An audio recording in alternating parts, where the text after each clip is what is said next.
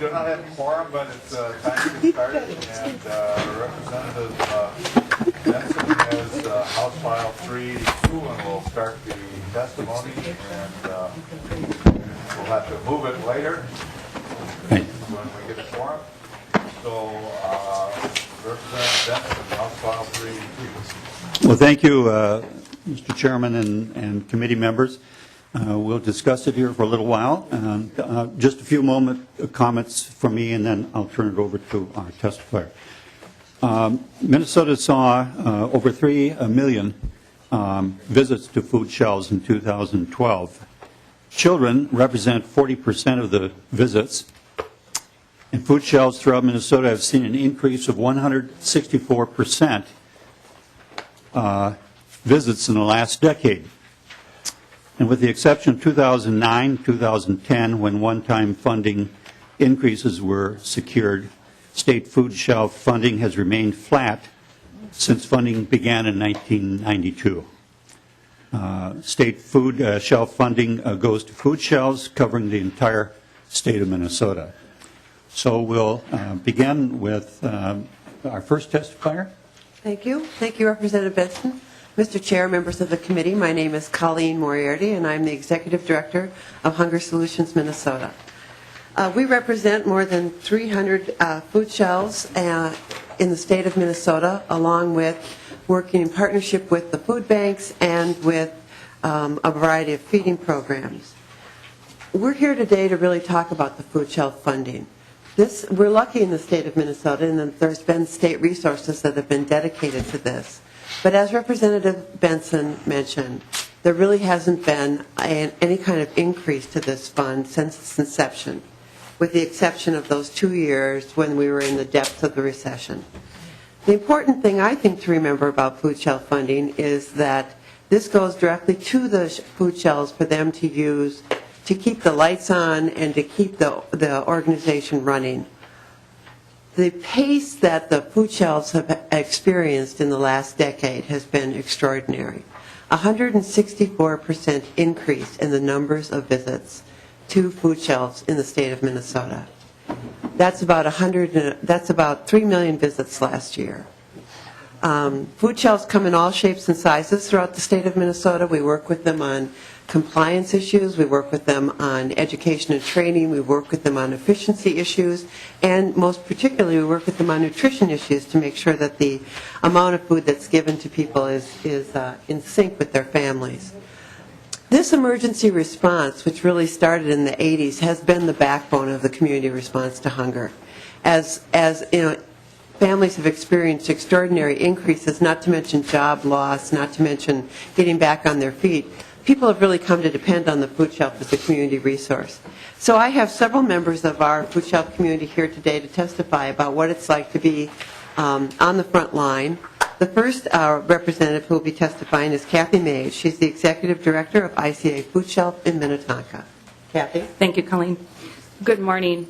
As Colleen said, I represent a food shelf in the western suburbs where there is no hunger. Actually, there's a lot of hunger, and I'm here to tell you about it. And there is a fallacy that the suburbs are immune to what Colleen has talked about. I was with a board member the other day, and he mentioned we're going through much like the Depression. The only thing that's different is that there are people standing in lines waiting for soup. They have innocuous, anonymous EBT cards, and they get to come to a friendly food shelf like ours. So we do our work and measure our work in a few different ways, and so I thought I'd share that with you so you better understand our needs and the fervency of our work. We measure our work by the amount of people that we see on a given month or a given year. We measure pounds in and pounds out. We're audited very closely. And then we measure a third method, and that's called food services. And so I look at that as how many times our door revolves for people needing food, whether it's a small amount, whether it's a delivery, the first time, the second time they come. It's sort of like drinking water out of a fire hose. It's how many times our door revolves. Since 2008, our numbers in the western suburbs are up 130%. In the business world, being up 130% would be great. In our world, we clench our teeth and hope that we have funding for the next year to keep up with that demand. I had my bookkeeper look to see how much money we spent in 2008 simply on food. It was $64,157. As of yesterday, just 4 months into our fiscal year, we have already spent $71,000. So we're on track to spend over $200,000 plus in food for this year. Simply put, we have become a supermarket for many, many, many of our families. We are not emergency. We're not one time. People come to us versus going to a grocery store. So thank you for your consideration of this, and thank you, Representative Benson. Our next testifier is Byron Lair. Byron is the president of the Community Emergency Assistance Program in Anoka and Brooklyn Center. Byron. Before we get to him, we now have a quorum. I will call the meeting to order. And we have 4 sets of minutes that all involved with Representative Atkins' House File 5. And I do know that Representative Gruenhagen was at all. No, you missed the one. Did I? The Friday one, but... No, I was there on Friday. Oh, you were? Okay, okay. Don't you remember I gave that speech? It was so controversial. So if you would move the minutes... Yeah, I don't want anything to do with House File 5, to tell you the truth. Okay. Representative Loeffler. Mr. Chair, I would be delighted to move the minutes of, I'm just trying to catch all the dates, February 14th, February 15th, February 18th, and February 19th, 2013. Any discussion? Other than Representative Gruenhagen did not like the bill. Okay, no discussion? What? All those in favor signify by saying aye. Aye. Opposed? No. Minutes are approved, and I will now move that House File 382 be recommended to pass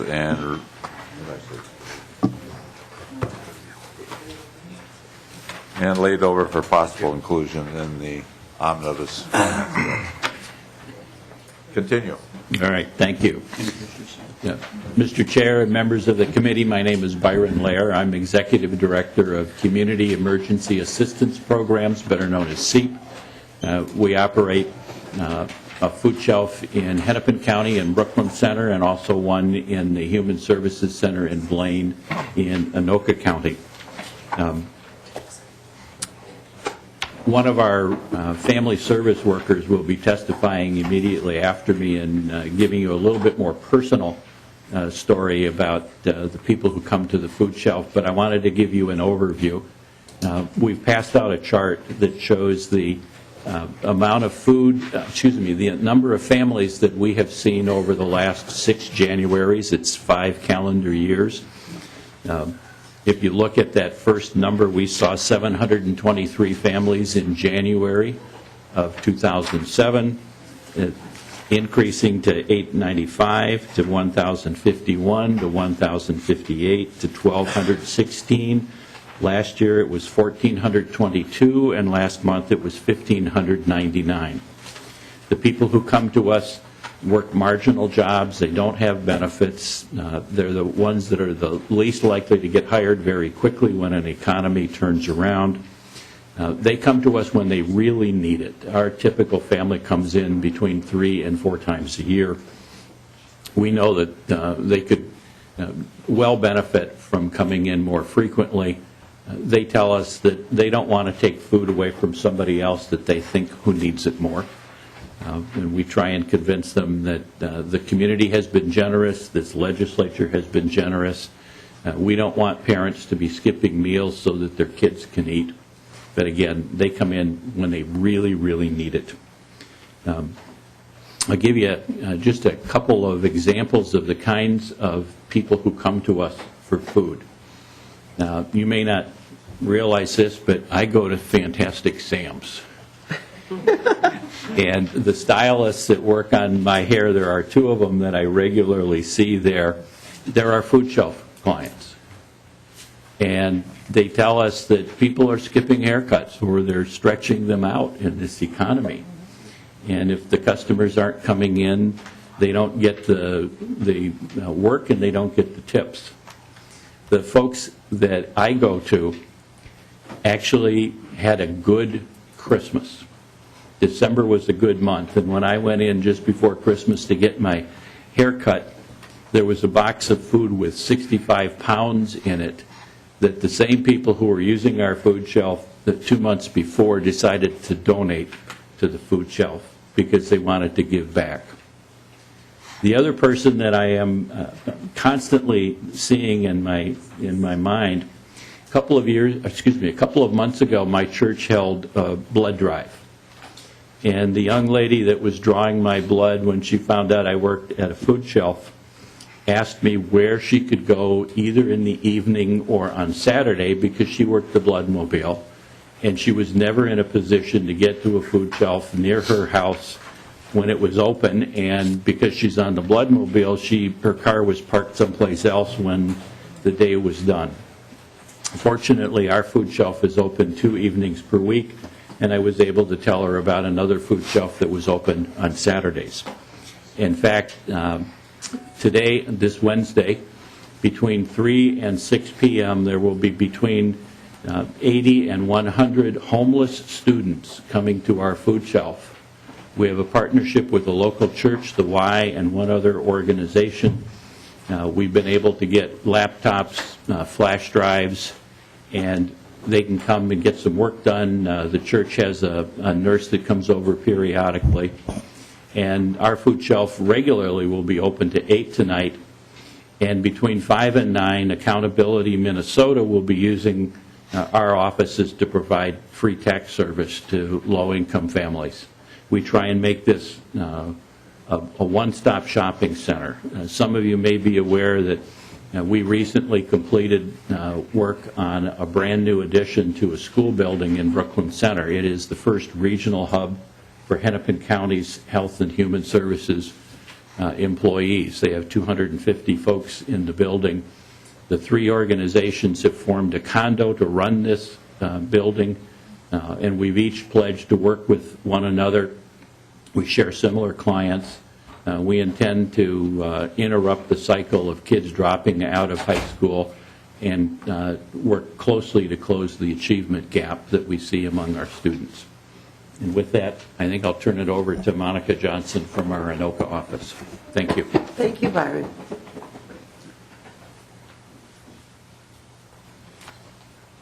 Well, welcome to the committee, and when you start, if you would state your name for the tape.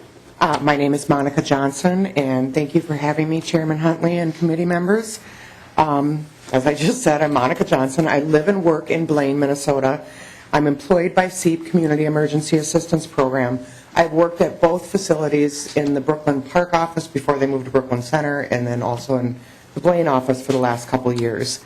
The families that I help come and see us at the Community Human Services Center for Anoka. We provide food that's 3 to 5 days worth of food for them and connect families to other resources. I spend a lot of time in my office talking to families that don't know about other resources that are out there, so I think that that is a good benefit to what we do. And I have an example of a person that I've worked with. Well, she's no longer in our area, but her name is Tammy, and we saw her regularly, usually once a month, because people can use our food shelf once every 30 days. And her and her husband had 5 children and lived in Anoka. He was a union woodworker. She would work full-time, but she couldn't because of the cost of daycare, so she only worked part-time when her kids were in school. Despite his full-time and her part-time job, they couldn't keep up with the mortgage payments, living expenses, and make ends meet at the end of every month. Then he was injured and he lost his job. SEEP's food shelf helped stabilize the family until they could sell their home that they could no longer afford. They did finally end up moving to a smaller home north of the metro area, and while things are still tight financially for them, they are making it. Food shelves like SEEP offer families more than just food. We provide dignity in how we work with families, and we know other resources that can be tremendous assistance in times of financial distress or crisis. And one of the things I can tell you from personal experience is I am a single mom that has raised 2 girls, And 20 years ago, I remember going to a food shelf in northeast Minneapolis. And when I went there, they handed me a box of rice, a thing of cheese, and a box of powdered milk. And I didn't feel too great about walking in there. I never walked into a food shelf again until I started working at Seek. And the dignity and the way that people are treated there it's tremendous. And what we do for the community, I get thanks and tears at least 4 or 5 times a week.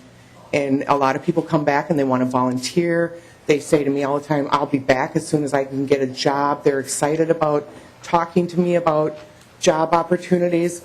A lot of times, sadly, they come back the next month and it didn't come through.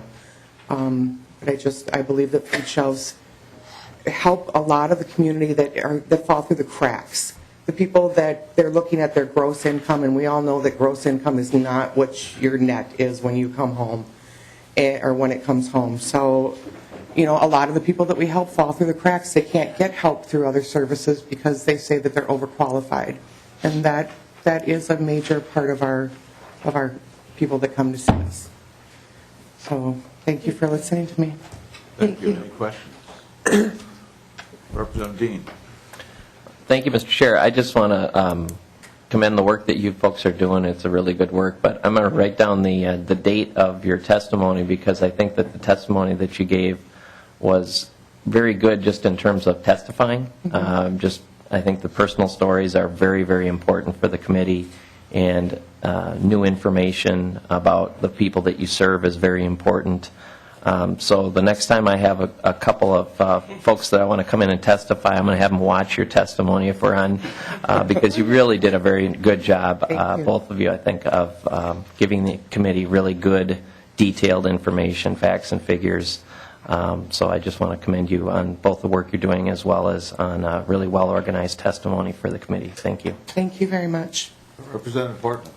Thank you, Mr. Chair. I just want to recognize, of course, that one of the testifiers was my constituent, Byron, and I'm glad to see him here in committee. And I have a question for the work that you do. Are you coordinating at all with the high schools? I know a lot of the high schools in Anoka Hennepin have recently started up food shelves in the nurse's office because they determined some of the kids' behavior that went downhill a little before breaks was due to some apprehension of not having the opportunity to eat as regularly. And so I know they've set up a program where kids can kind of confidentially get some food to bring home over the breaks. And I wondered if you've had the opportunity to network with the high schools at all. Mr. Chair, Representative, the short answer to your question is yes. The homeless students that I was describing earlier are generally referred by the schools and are primarily high school students. The one advantage that our food shelf has over the typical food pantry in a school is that we have refrigeration equipment and we can provide more nutritious meals than they can, which is why we try and partner that way. And the same goes true with our technical colleges and the community college in the Brooklyn Park, Brooklyn Center area. They're struggling students too, and we work with them. Thank you. Representative Gruenhagen. Oh, thank you, Mr. Chair. Yeah, thanks for your presentation. Thanks for your work. We have food shelves out in my district too, obviously, and I try to contribute to them or donate to them regularly to help them out. And I know a lot of local businesses and individuals do the same. I was under the impression, though, I mean, you talk about 300 food shelves, and is that all the food shelves in the state of Minnesota? Because I was under the impression in my district that they just rely on local donations, or is that? Of the 300 food shelves in the state of Minnesota, those are the ones that that are nonprofit agencies or that are arms of nonprofit agencies like churches. There may be some small food shelf that's not counted in that number that only serves maybe the constituency of the church, but these are the 300 public institutions that are open to the public.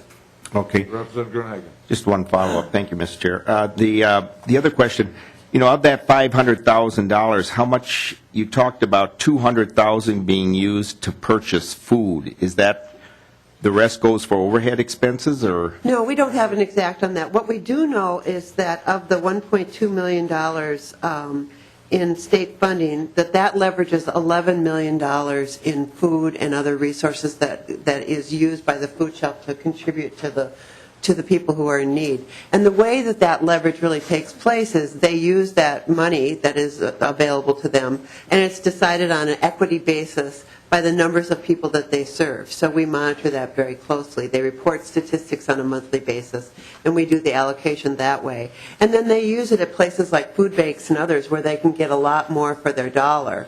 The actual charitable response to hunger in the state of Minnesota is only about 5%. The majority of the way that food shelves serve people is through government programs like the TFAP program, which is the commodities program, and others. And that, of course, with facing the sequester, the SNAP program itself, which is food stamps, it will not be harmed right away. But all the programs that are ancillary to those hunger programs will experience a cut if sequester takes place. Okay. And next we have Representative Newton. Thank you, Mr. Chair.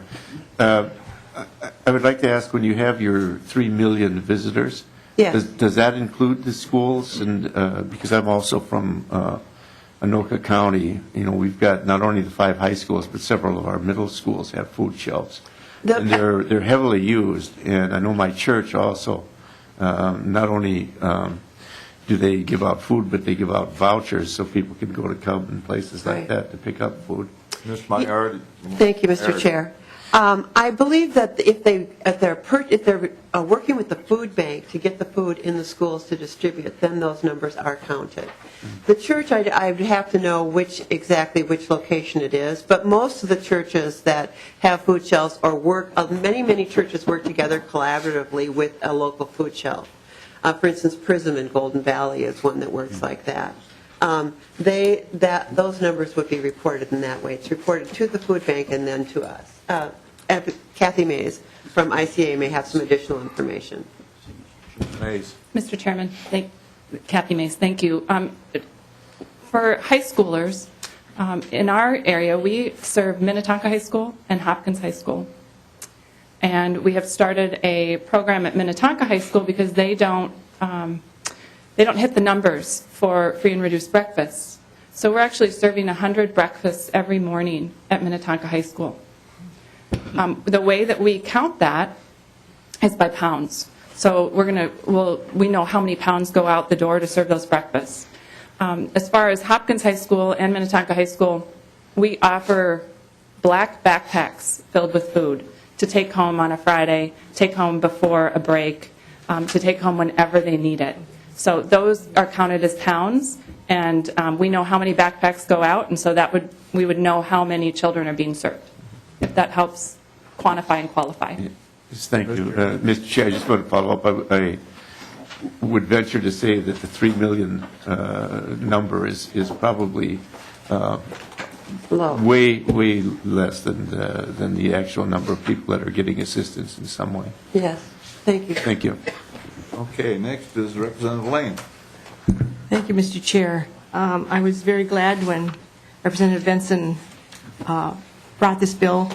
introduced this bill, but I asked him a question about adding an amendment. Well, now it's too late to add an amendment now, but I would like to bring it up so that if this makes it through to an omnibus bill, and I hope it does, that I would be adding it then. And the idea is that this is on top of all the funding that goes out now through OEO and Hunger Solutions.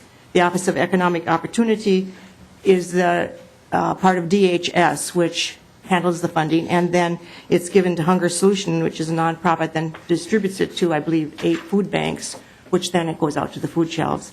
And OEO takes 1.8% for administrative overhead, and Hunger Solutions can keep up to 4% for administrative overhead. And I just thought, they're already covered. They already have their administrative overhead. Everything's going along, assuming we don't have sequester.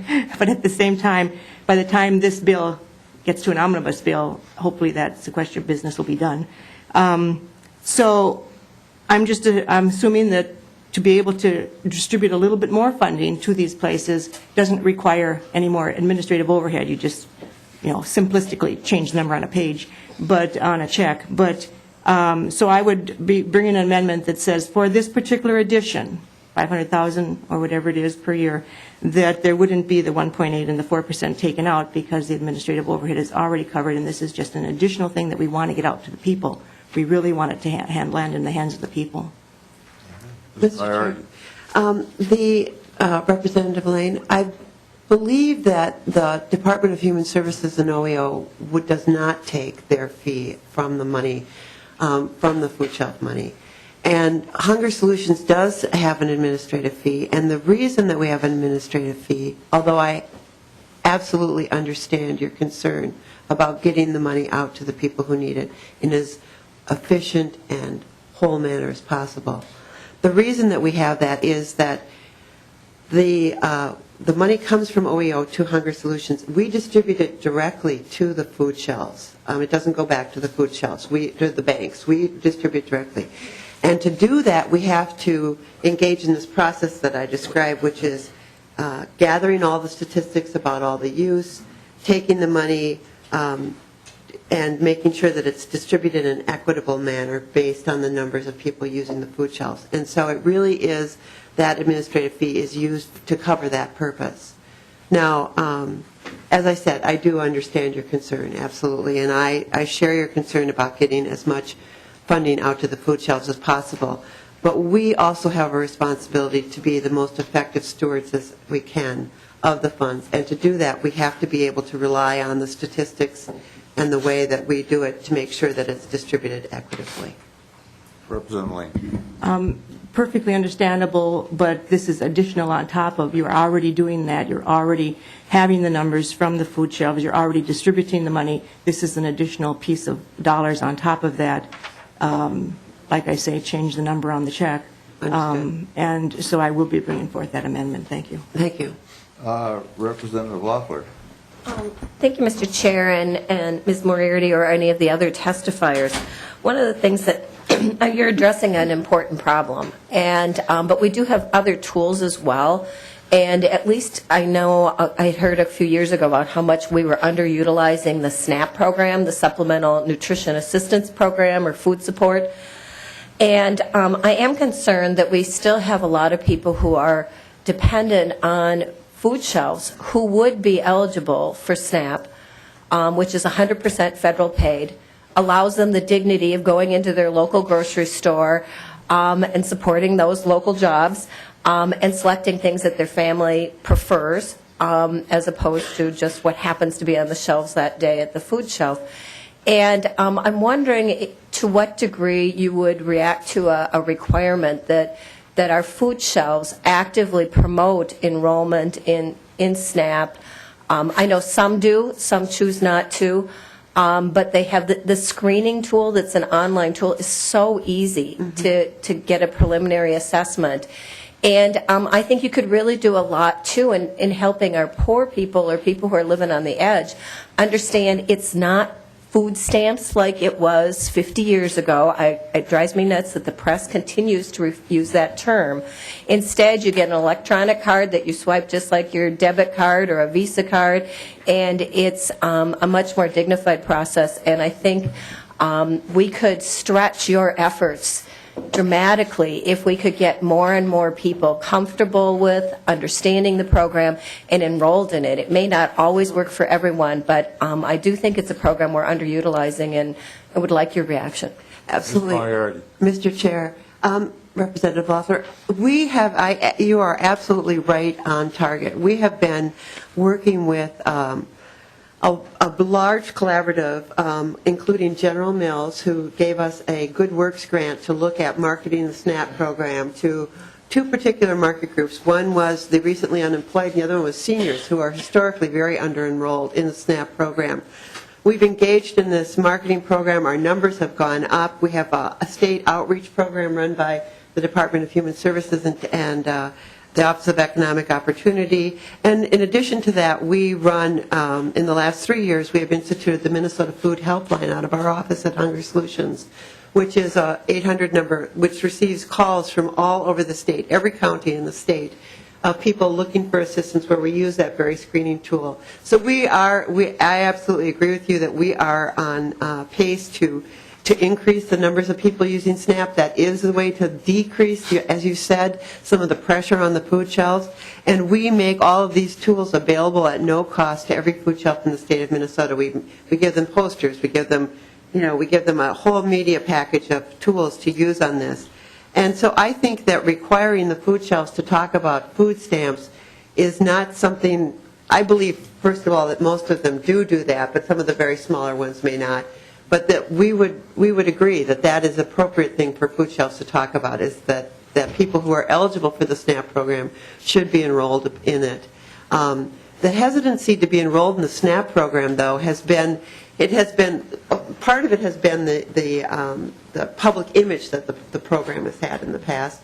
And part of it has been that people just find the enrollment in the program to be cumbersome. This month, I believe, the Department of Human Services is premiering a one-page senior application, which I think will go a long way towards helping people become enrolled in the program who are seniors, who are not necessarily interested in being enrolled in a lot of the other programs.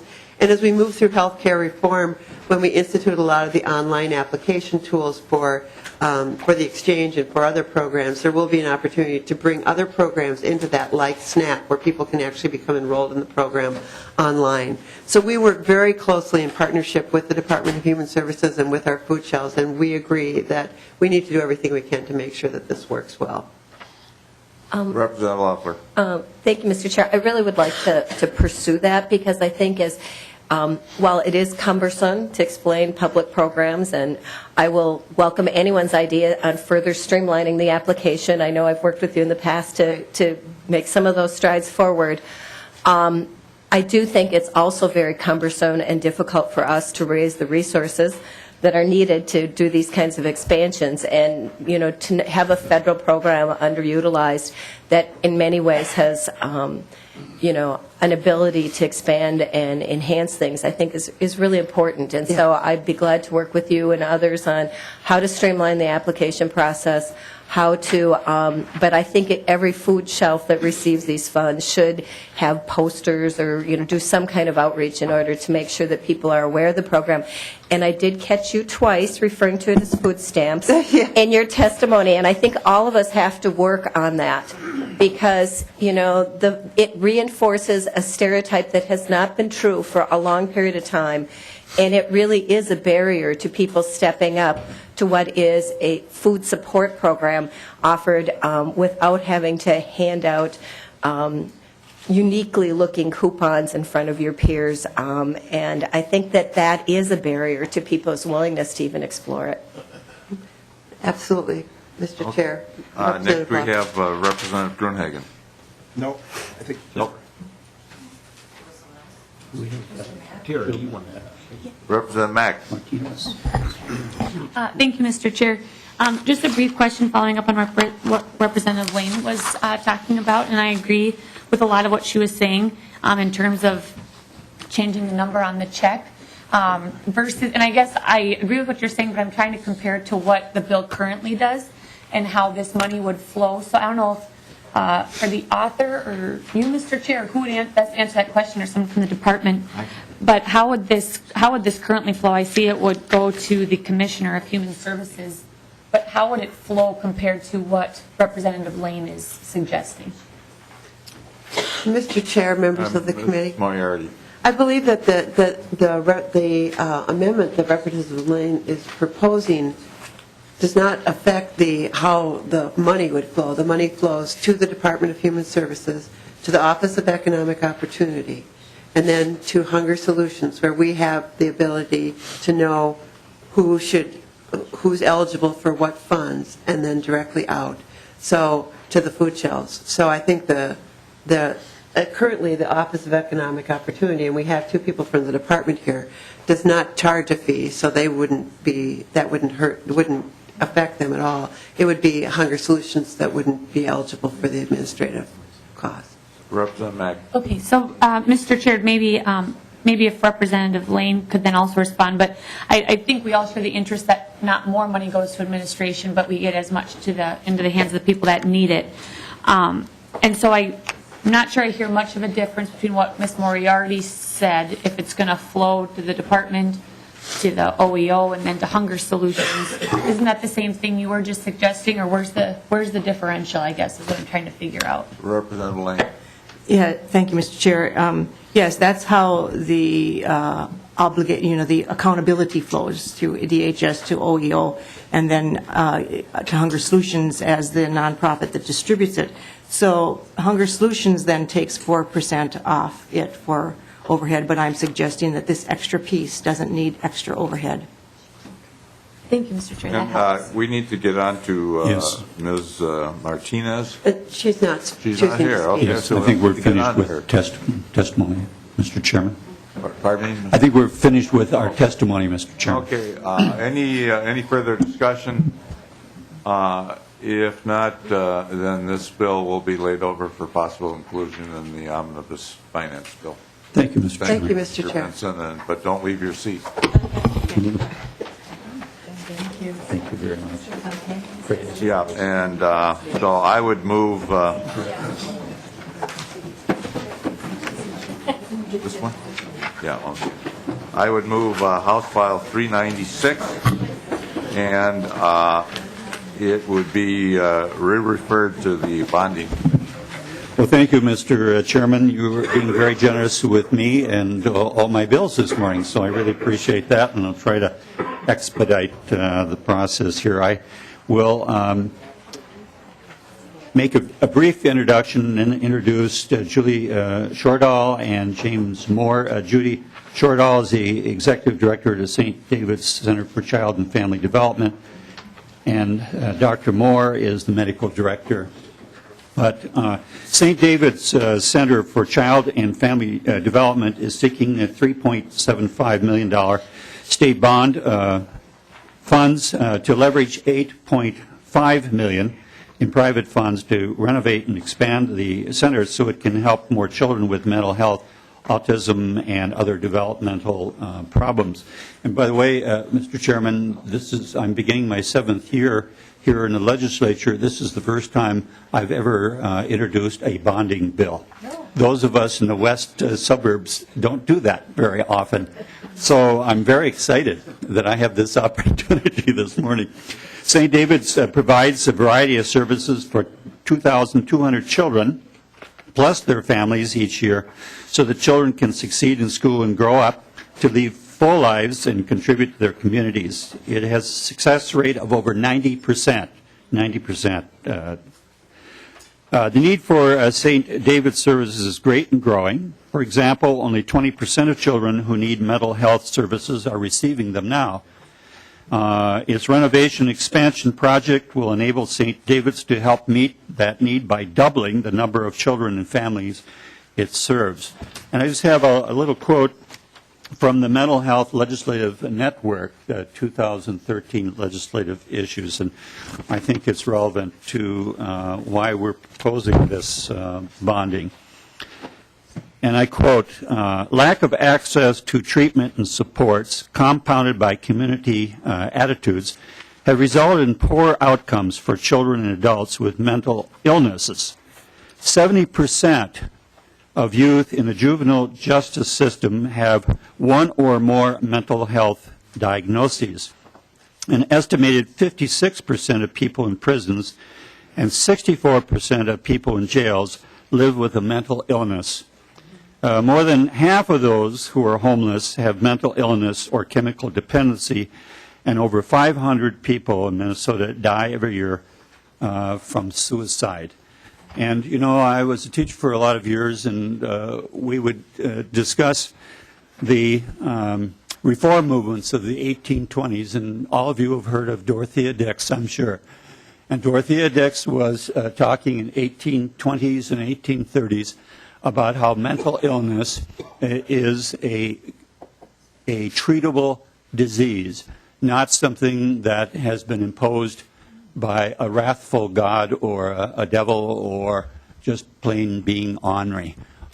So St. David's, I know very well. My two children attended preschool there many, many years ago. And so it's a great honor for me to be able to introduce this bill and introduce Ms. Shordahl, who will make some comments in a few. Thank you. introduce Shortall, your welcome to the name committee. to the chair. Okay. Thank you, Representative Benson, Mr. Chair, and committee members. Thank you for having me here today. My name is Julie Shortall, and I am St. David Center's Executive Director. Have been with St. David Center almost 25 years and am delighted to be here today, share with you about our organization, the reach of the organization, the mission, the strategies to reach more children in the community, and to give you more information about the bonding bill that Representative Benson has authored. I'm here today on behalf of my board, who is fully supportive of this bonding request and all that it means for the organization. And Hennepin County board is also very supportive of our request. And I'm here with my colleagues. Dr. James Moore is the medical director at St. David Center and also a developmental pediatrician from Children's Hospital, who has years and years of experience in this field and can help speak to the reach of St. David Center services. I'm here as well with my colleagues, Erica Tennyson, who's our managing director of programs, and Beth Fagan, who's senior director of our pediatric therapies and autism programs, so that they can answer questions help answer questions if you have them. So I would like to start by giving you a brief overview of St. David Center, of the need in the community and our strategies to meet those needs. The project for which we are requesting bond funding, project renovation and expansion, and how that will help us meet growing needs in the community, and then our bond funding request itself, and finally any financial benefits that there might be to the community as a result of this investment. So I'll start with a brief overview of St. David Center. St. David Center is a 50-year-old organization which started in the basement of St. David's Episcopal Church as an outreach to the community. Very early in our history, within a few years, we became our own 501c3 and are just great friends with the church, but unrelated in terms of our missions or governance structures. St. David Center today is a large multi-service, multidisciplinary children and family service organization with a particular expertise in children's mental health, in autism services, in pediatric rehabilitative therapies, foster care, and early childhood education. We use a collaborative and comprehensive approach and are aiming our services at meeting the needs of and addressing the developmental issues of children who have a range of developmental issues. Those can be in the area of mental health, autism, any range of developmental disabilities that are a result of biology, and then this whole group of children who our community is significantly concerned about, who are at risk for poor developmental outcomes or school failure as a result of adversity that they have faced in their young lives. Those are the kids that we're worried and concerned about because they enter school without the skills, behaviors, or competencies necessary to be successful. And they experience school failure very early in their educational experience, some as young as in their first child care experience, as they're expelled from child care because of behaviors. So we are, as an organization, we're using this comprehensive approach to address the needs of a large group of children for whom our community should be concerned.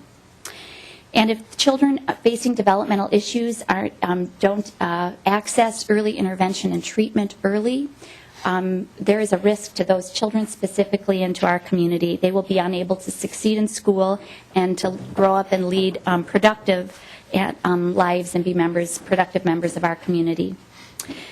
So our treatment approach is integrated, coordinated, multidisciplinary, which means we have a range of disciplines: occupational therapists, speech therapists, psychologists, social workers, teachers, home visitors, a range of professionals who are funded in a number of different ways to provide services at our center in Minnetonka and out in the community. We have a very distinct goal as an organization to reduce the barriers to accessing services. So that means that our teams of clinicians and professionals are going out into homes and community partner sites throughout Hennepin County, trying to reach the kids who are most vulnerable, most at need, and whose families would struggle to bring them into a center to access clinical mental health or occupational therapy services. We reach over, as Representative Benson stated, we reach over 2,200 children directly as a result of our services annually. And if you multiply those children times their family members who are touched, it's upwards of 10,000. And because we're dedicated to reducing barriers, we also provide services throughout the community and have an intern training program so that we can address the shortage in the workforce of mental health providers who have an expertise in children's mental health. So I'd like to turn your attention to some of the materials that I brought along today. There are 4 sheets in the left-hand side of the folder, and the first one looks like this. It has several charts on it. And just so that you can see in very terms, the sheet is named Services, Partners, and Workforce, and it shows you our reach of services across the community. So that first chart will show you the number of clients in each of our specific programs, and just to give you a flavor for what numbers, where we come up with that 2,200 children, what kinds of services they're directly accessing at St. David's Center. The bottom chart is to show you the residency of clients, primarily to show you the reach of our services, that it's across Hennepin County. We touch a little bit into Ramsey and Anoka County as well, but primarily throughout Hennepin County. If you look on the back of that same sheet, it will give you a picture of our partner sites. One of the goals, as I stated, of St. David's Center is to bring our clinical teams out into the community. So that means into people's homes, as well as in partnership with other providers in the community where kids who are facing specifically mental health needs, where they are at risk of being expelled. And so our mental health teams will come out and work alongside those child care center teachers and professionals to help identify the children's needs, diagnose their mental health need, and then provide treatment on site and give the teachers consultation about how to successfully serve those children, and then provide home visiting for the parents as well. The bottom of the chart is a list of, when I say a multidisciplinary team, I wanted you to have an idea of what that team looks like in terms of the numbers, the kinds of professions, and where they're providing services. So in center, at partner sites, and in homes throughout the community. So I'd like to say a little bit more about need, the need in the community, to emphasize what Representative Benson was sharing with you. According to the most recent, one of the recent studies out of the U.S. Surgeon General's office, 1 in 10 children suffers from a diagnosable mental health problem, and yet only 20% of those children are accessing the services they need. So one of our goals as an organization is to change that statistic. That is a tragedy that only 20% of the children who have significant needs are getting early identification and intervention. And as a result of our services, we hope to change that statistic, especially the outreach services. Another statistic is that 4 in 10 children are entering kindergarten without the skills, knowledge, or behaviors necessary to succeed in school, according to the school readiness study, the Minnesota School Readiness Study. And in many of the research studies, you will find that social emotional issues are one of the biggest barriers of school readiness. Another statistic is that autism is increasing at an epidemic rate. According to the CDC, 1 in 88 children is on the autism spectrum. And estimated by Minneapolis Department of Health and Minneapolis Public Schools, 1 in 28 children, school-age children in the Somali community have autism spectrum disorder.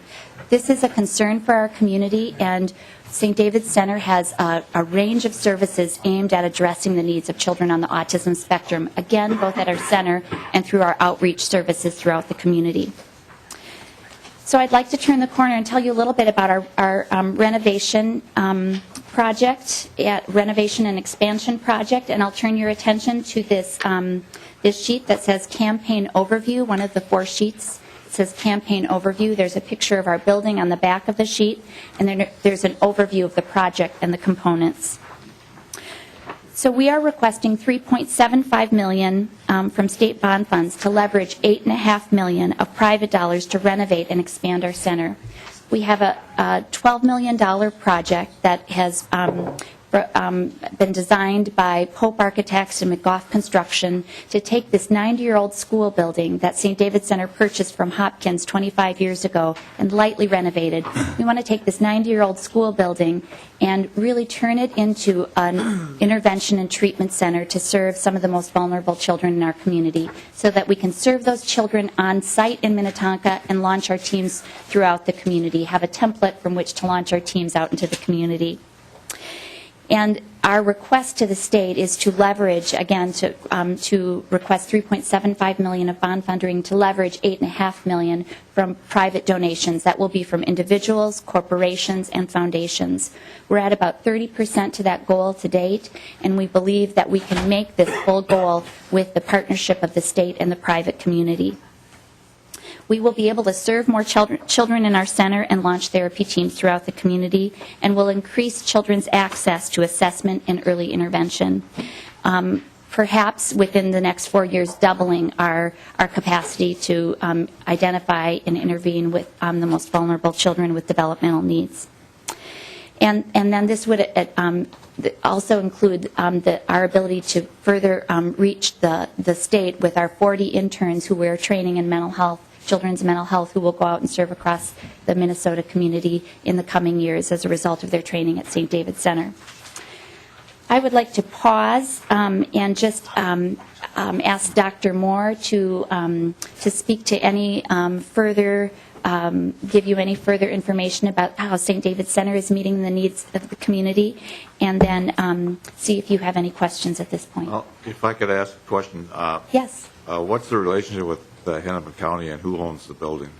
We have, our board has agreed to enter into a relationship with the Hennepin County, where the Hennepin County would purchase the building and lease back to St. David's Center. So both Hennepin County's board and St. David's board have agreed to that arrangement. Okay, and for the members who don't know, that we cannot give bonding money to a not-for-profit or a for-profit. We can only bond for public-owned facilities.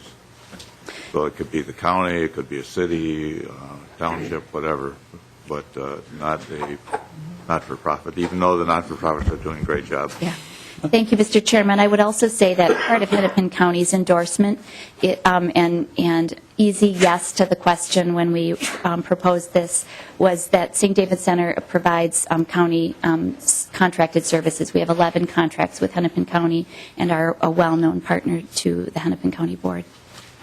Representative Benson. Thank you, Mr. Chair. I just want to mention that I did have a visit with Commissioner Callison, and she assured me directly that the Hennepin County Board is very enthusiastically supporting this and has entered into the agreement that was just discussed. Dr. Moore. Mr. Chair, members of the committee, my name is Dr. Jim Moore. I have practiced pediatrics in Hennepin County, as it turns out, since 1980, and have been medical director at St. David's for approximately 20 years. That title suggests more grandeur than I would want you to necessarily imagine. I consult once a month, twice a month, and have developed a great affection and enthusiasm for what this organization has done for the community and for what it proposes to do with the new project that you're being asked to consider. I'm here partly on behalf of St. David's, but I'm also here on behalf of myself and my colleagues who see children and families in our practices day after day, week after week, who ask for our help solving mental health issues, family relationships issues, dealing with developmental problems that are not easily solved in many cases by the medical model. We have here in Minnesota, I believe, excellent primary child health care and specialty children's health services but we've struggled to meet the need for the families whose issues are more in the social emotional domain. What my colleagues and I are most in need of are community-based partners who are prepared to meet the needs of the children in their homes with their families over a long enough period of time that change not only occurs, but change will endure. And my experience with St. David's over the last 20 years is this is the kind of model that most successfully accomplishes that aim. I don't have any further comments prepared, but I'm obviously eager to answer any questions you might have about how St. David's might complement services that are provided by pediatricians and family doctors. Are there any questions for Dr. Moore? Well, Representative Gruenhagen. Oh, thank you, Mr. Chair. Yeah, if I heard right, and I had to step in and out a little bit, I apologize for that. You have $8 million of private money? Is that correct? Mr. Chairman? Yes, we are raising $8.5 million of private money, and we are 30% toward goal. Representative Gruenhagen. Oh, so, thank you, Mr. Chair. So that means that the project wouldn't go ahead until you raise the $8 million? Is that correct? Ms. Jordahl. Thank you, Mr. Chairman. Yes, we will raise the $8.5 million as well as our goal is to raise the $8.5 million as well alongside this bond funding. Okay, just one follow-up. Hey, thank you, Mr. Chair. Do you know what your projected square foot cost is, per square foot cost of this addition and renovation? Ms. Jordahl. Thank you, Mr. Chairman. I didn't come prepared to answer that question. I will say that there's a square footage cost for the renovation and a square footage cost for the expansion. I could get an answer to that, have documents. Didn't come prepared with that specific answer today. Yeah, I'd appreciate that. Just one of the things that, Mr. Chair, just to follow up is I haven't been on the school board. One of the ways I evaluated projects was the per square foot cost, and I'll tell you, they really, with some government projects, the per square foot cost just gets way out of line for some reason. And the result is when you get those figures, you're able to evaluate them and compare them to what the commercial companies do. And in our school district, we save several $100,000 just by asking some questions about the per square foot cost. And I'm sure yours is real fine, but it's one way for a layperson like myself or people on the committee who aren't familiar with construction to be able to evaluate the request. Thank you. Okay. Representative Allen. Thank you, Mr. Chair. Question for either Dr. Sorry, I can't read the names here. Moore and Ms. Julie Shortall. First question is this: do you have this chart here in your handout? It's a graph, shows brain development, and it goes from birth to 36 months, and then it shows outcomes for different for parents when they're college educated, working class, low income. So can you explain how you're addressing, since that age is critical, I mean, that brain development, and how your program is trying to help provide services for those that are infant to 36 months? Dr. Moore.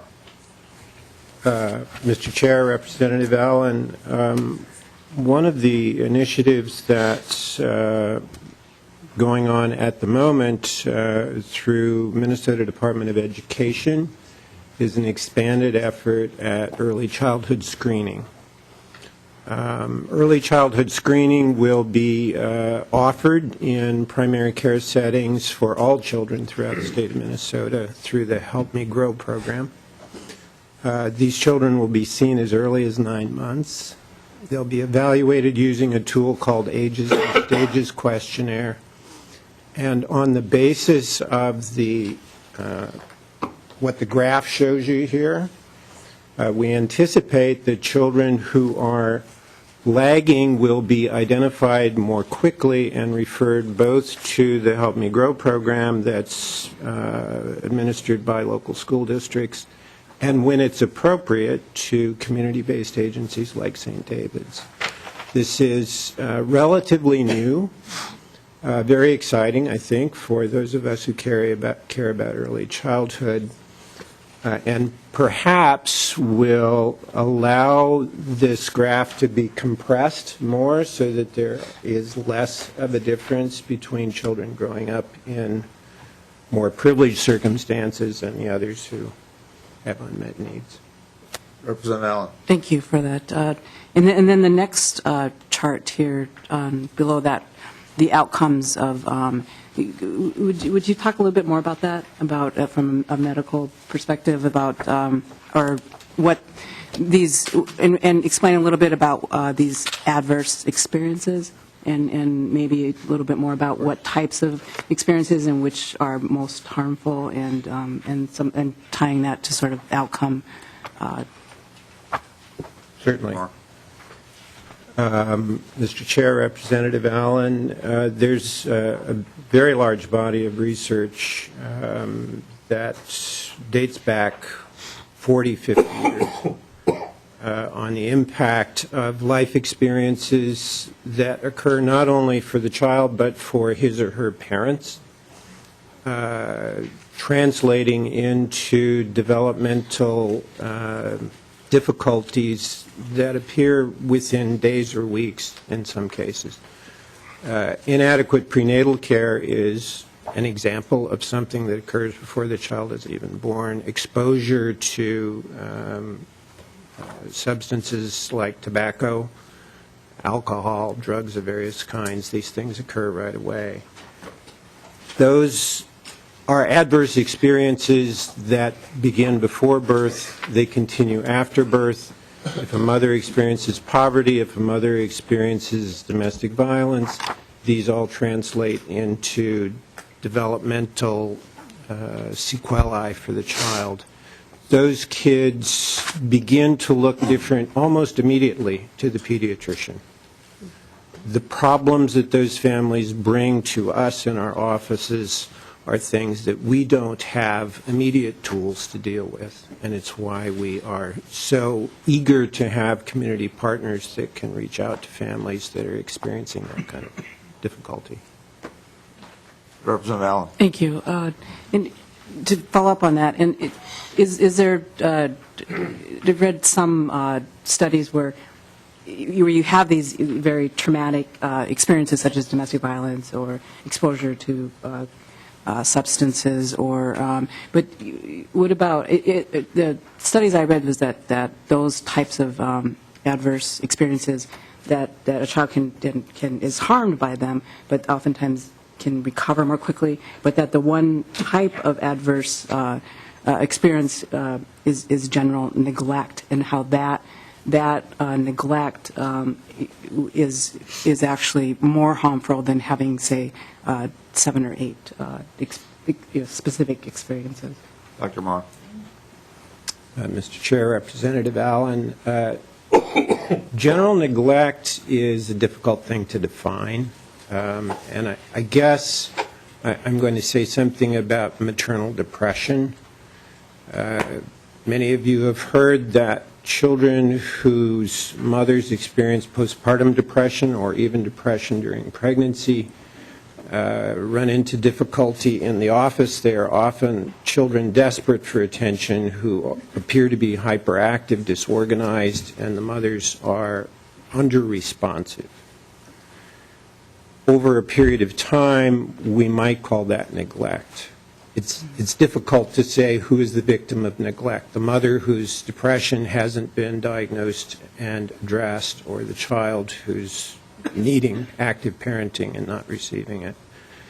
But it does have a major impact on that child as he or she grows, and those experiences have begun almost from the first days of life, as is by definition the case with postpartum depression. kids don't bounce back from that, you're right. They can bounce back. One of the things I learned in my residency was that the child who experiences physical abuse certainly has needs, has sequelae.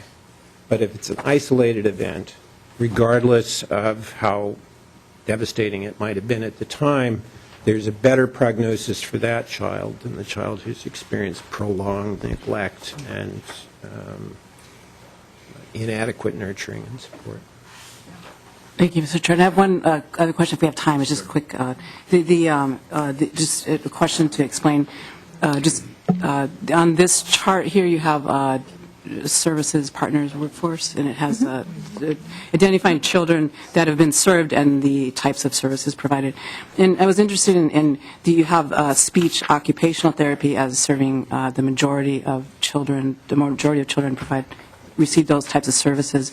And then also, how does that correlate with the personal care services? And if you could talk a little bit about that population and those types of services and what you're seeing there. Ms. Shorter. Thank you, Mr. Chairman and Representative Allen. Excuse me, Shorter. The speech and occupational therapy is an outpatient clinic that we have on our site in Minnetonka, and we also do some of that through outreach. So the number is representative of when you asked about the number being more significant. It's 1 to 2 hours of service per week, so we can serve a higher number of children in that clinical program as compared to, for example, the Autism Day treatment number. Those same children come to the center 5 days a week for 20 hours of service. The same group of 6 children come and stay in one group of children for an entire year or year and a half, as opposed to the outpatient clinic. They can come in and do be engaged in a treatment for perhaps 6 months until that treatment, until they've achieved their goals, and then they move on. So it can be a faster treatment in which the children come in and out, and it's an outpatient clinic. And our personal care attendant services, that's a program funded by medical assistants in which our staff go out and work in people's homes, providing personal care for families who have children with developmental disabilities. Thank you. Thank you, Mr. Chair. Representative Dean. Thank you, Mr. Chair. Just a couple of quick questions. This is going to be going to the bonding committee, and the questions there will be the bondability of the project, the legality of this nonprofit status, which is something that we're always going to look at, and also the regional significance and regional impact of the project relative to other projects. We've got a lot of requests from from nonprofits. We've got in every one of our districts, we've got nonprofits that do really good work, some similar, some not. I think for the purview of this committee, the correct questions to ask would be, in choosing to fund this project in this area relative or in comparison to other projects in other districts that are doing similar or like or similar good work. Number one, and maybe one of the questions we'll have in bonding committee is, what is the history of the state bonding specifically for nonprofits that do these types of services in the community, medical or social service? I'm trying to think of historically what we've done, so that'll probably be a question. And then there's a scale of services that are provided that are offered completely and totally in the private market, such as childhood daycare, which would be offered competitively with other projects similarly in the area. And then there's other services that are provided that aren't offered by anyone else, either in the medical community, social services community, or private community. So there's that scale of services that you offer.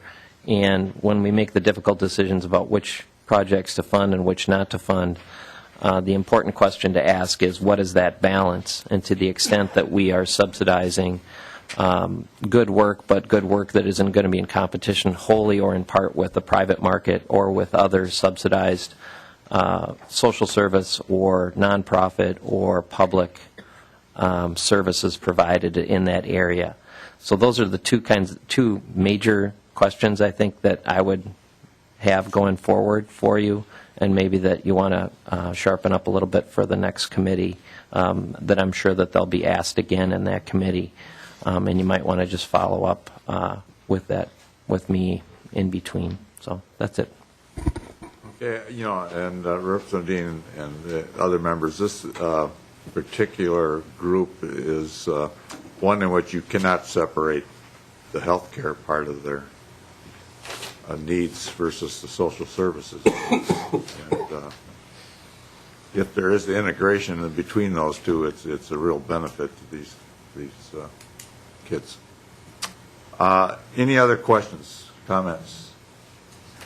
Representative Zeros. Thank you, Mr. Chair. And I guess either of the testifiers, looking through your service partners and workforce here, 2011, 2012 reach of service, just a quick question on the number of children served. I'm wondering, are these all unique individual children, or are they unique individual? If you have someone that's in children's mental health clinic and that reaches up to 123 there for children served, and then you have children's mental health case management, if you have someone that's seen in clinic but also has case management service, is that 2 ticks, or is that one child fall in one of those 2 buckets? Shortall. Thank you, Mr. Chair, and Representative Zerwas. Is that the name? Okay. That's a great question, and I wish I could answer with such crystal clarity that an electronic medical record system will give us. We're in the middle, I will say, we're right in the middle of an implementation of an electronic medical record system. So a year from now, my data will be crystal clear. There are duplicated counts in that 2,200, so some children do, to your question, some children will be in the mental health clinic that also will receive a pediatric rehabilitative therapy. I can't tell you exactly the percent of that duplication given our data, our current data system, but there are some duplicates. It's not a large number. Representative Zeros. Thank you, Mr. Chair. And just a follow-up, yeah, I think that'll be important information, how many unique individuals, clients you're working with, I think will be important moving forward. And then, don't know if you can answer this, but on page 5, which I have to say, this is really nice. Looks expensive, but really nice. But in page 5 of your packet here for your financial overview, actually, let's go a page before that, page 4, for your campaign goals. Down at the bottom for urgent need, you have inadequate resources for professional and preparation and ongoing training, and you have establish the Advancing the Field endowment.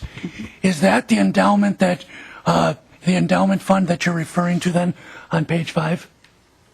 Ms. Shortall. Mr. Chair and Representative Zerwas, yes, that is the endowment.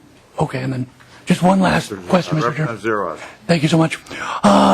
So walk me through the campaign expenses then, because the way I'm reading this, you're spending total campaign expenses $12.25 million, and so you have it. I'm reading it like we're spending $1 million out of that endowment fund that you're looking to build, and then through your campaign revenue, through individual fundraising, foundations, events, state bonding, then you're raising back $1 million for that endowment. And so I'm wondering kind of how that works, and if you could walk me through that. Ms. Shortall. Mr. Chair and Representative Zerwas, a couple of ways to answer this question. Our original preparation of these materials was primarily for the general public. Were I to have these materials just be in front of the legislators, we might have removed that endowment so as not to confuse the issue, but our materials needed to match in the community as they do in front of you. That endowment actually was already gifted. It was a gift by one of the co-chairs of our capital campaign with his knowledge of how desperately needed professional development dollars are in this field, and to stay abreast of the current research and evidence-based practices. He invested an endowment from which we will begin to draw dividends in the next couple of years. And so that is stated in here as both a campaign goal and fundraising goal that was from the very beginning of the project raised. Yeah. Did you have another question? Well, just one more question, I guess, now, Mr. Chair, if I may. All right, I'll go. It looks like, so that changes it a little bit, because then that changes your campaign revenue, your total campaign revenue for our purview to 11.25, and so you're requesting 3.75 million out of 11.25, and not the 12.25. So it becomes a bigger portion. So your pie chart isn't really accurate for our point of view. It changes the scope of your ask in percent of your capital project pretty significantly. Ms. Sherdall. Mr. Chair and Representative, indeed, it does change it a little bit. It's 30% of the 12.25 million and 33% of the 11.25 million. It would still be within the legislative guidelines of a match, 50% match, I believe. So, but it is a significant request, and we're grateful to be able to share our request with you. Mr. Zeros, and I will say that, we have another bill up, and we've got people that come from a distance to testify on that one. No, thank you, Mr. Chair. No, and that's my final question. I just thank you for the clarity. Representative Mack. Thank you, Mr. Chair. I'll keep it very brief and can maybe follow up offline or via email or something. But just I guess two quick questions. One, I'm wondering, I don't see anything in here in terms of how the participation with parents and kids that are, is it a sliding fee? Who pays for the treatment of these children? Is public dollars used? Is it mostly private funding, scholarships, things of that nature? And then I guess my second question would just be, I don't see any numbers in here in terms of the allocation for the marketing of your capital campaign in terms of cost of these print materials, things like that. Wondering if you can point me to information, or if you could follow up with providing that information, I'd appreciate it. Ms. Shordall. Mr. Chair and Representative, so to answer the first question, our funding comes from a variety of sources. Medical assistance is about 50% of our funding. Hennepin County social service contracts approximately another 10%. Insurance revenue, we have contracts with all of the major insurance companies, so insurance revenue is another 20%. Charitable revenue and private pay. And certainly, depending on the funding source and the program, is parents' payments are dependent on that. So any of the Hennepin County programs, for example, there is not a parent copay component. For insurance, there's certainly a parent copay. Medical assistance, none. It's variable depending on the program, and we do have sliding fee scales for those that are the programs that they're a private pay. And in answer to your second question, that line that says financing, business interruption, and fundraising, those costs are all captured in that line.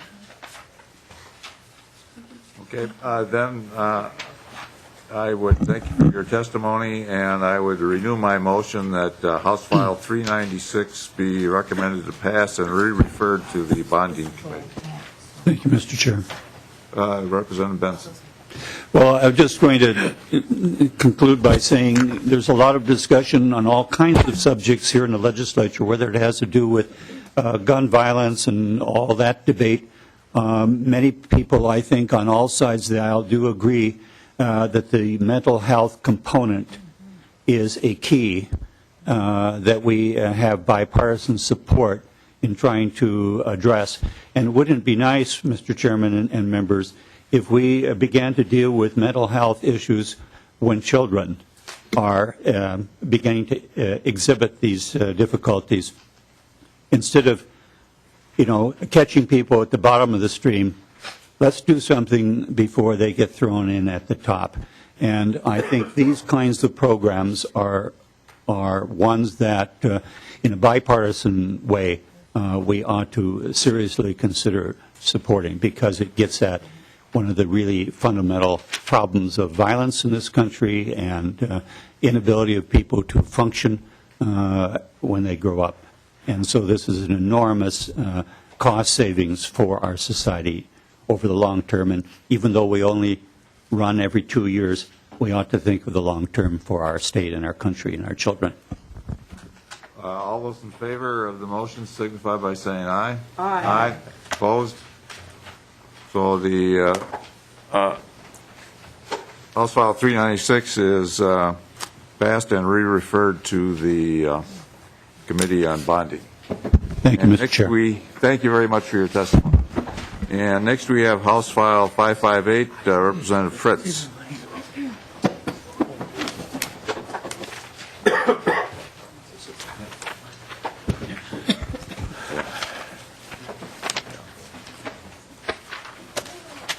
Good morning. Fritz, do you want to move your bill? Yes, if I could, Mr. Chairman, I'd like you to move House File 558 to be included. Recommended to pass. Recommended to pass. And included In the laid over for possible inclusion. And is this a bonding one too? It's bonding. Okay, re-referred to the bonding committee. Well, thank you. I'll try to be quick. I do have a couple of testifiers. I brought this legislation before this committee in the past, and you've been very gracious and generous, and the bonding committee has always helped us.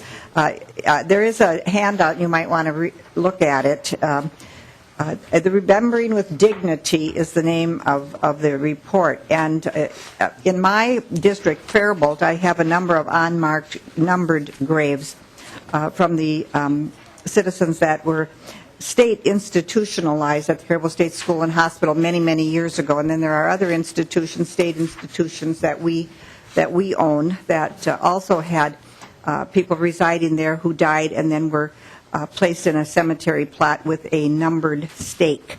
And we have been able to, the folks here, to restore some of those sites and to put a headstone. And I would like to turn it over at this time to my right is Hallie O'Falley, who from ACT, who will give a brief testimony about how many graves we've done, how many we have left to do. And the amount that we're asking again in bonding is $1 million. Thank you, Mr. Chairman. Welcome to the committee, and would you state your name for the tape? Thank you, Mr. Chair. My name is Hallie O'Felvey, and I'm the community organizer for Remembering with Dignity. And I would like to say thank you for your continued effort and support of this project. You've made a commitment to Remembering with Dignity. Of the 13,000 people that were buried in unmarked or numbered grave markers, we have done over 7,000 already. There is a picture on here of some of the grave markers. There were different types of grave markers that were used. These were from Hastings State Hospital. We found these because they were thrown over the sand coulee by the groundskeepers because they would pop up over the expansion and contraction of cement. So there was a total disregard, unfortunately.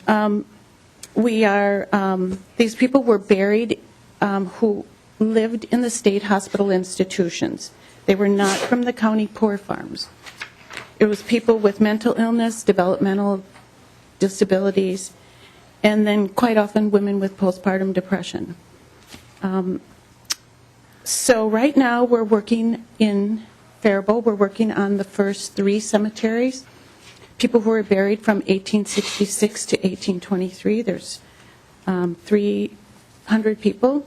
We're also starting to work on Fergus Falls, where there's over 3,000 people who were buried with the numbered grave markers. We have restored, like I said, over 7,000 already. 8 of the 28 cemeteries have been restored. And with the current bill that we're working on and the bill that we're introducing now, when we're done with that, there will be 16 cemeteries that will be completely restored. And along with this, we do a lot of public awareness in the community organizing that we do, empowering people with disabilities. And we do a lot of art projects around that too, and storytelling. And so thank you very much. Yeah, Chairman and... I have another testifier. Go ahead. Mr. Chairman, go ahead. Melvin Agden, I'm a member of ACT. Many years I'm on the Remember Dignity project, and I was at most of these sites many times.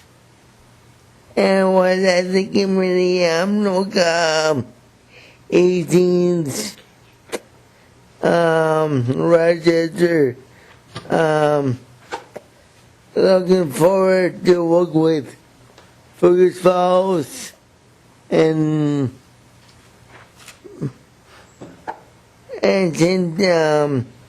what's with St. Peter and former and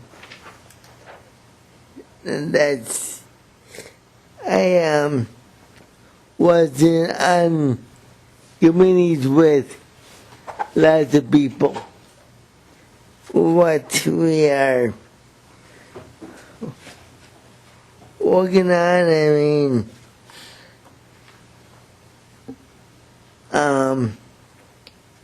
Fergus, looking forward to work with Fergus Falls. My family is from up there, Fergus Falls. Thank you.